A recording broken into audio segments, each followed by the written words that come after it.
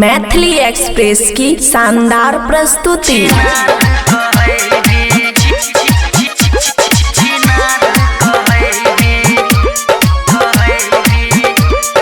खुशी recording studio बलुआहा। Airtel से बतियाबै छगे हेगे जियो से lover पटाबै छगे एयरटेल से बतियाबै छगे हेगे जियो से लभर पटाबै छगे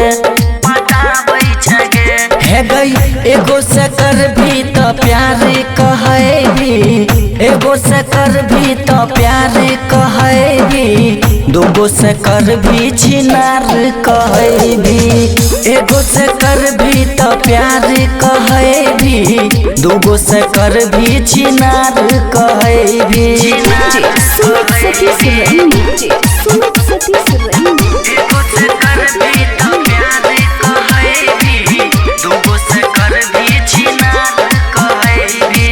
छौरा के दिल से करे छी खेला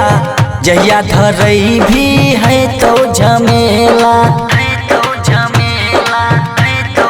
हे गई छौरा के दिल से करे छ खेला जहिया धरई भी है तो झमेला कैगो के जिंदगी बिगाड़ जई भी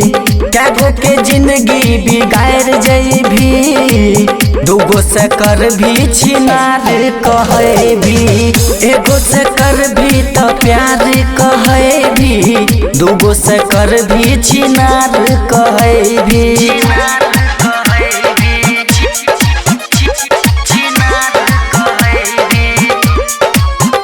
खुशी रिकॉर्डिंग स्टूडियो बलुआहा। बबुआ राहुल के फेर में छिपहरल संतोष शाहजन के नजर छोगरल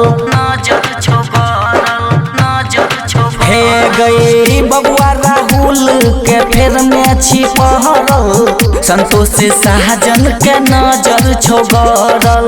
कैला के बाद बेकार हो जाई भी कैला के बाद बेकार हो जाई भी दूगो से कर भी छिनार कहे भी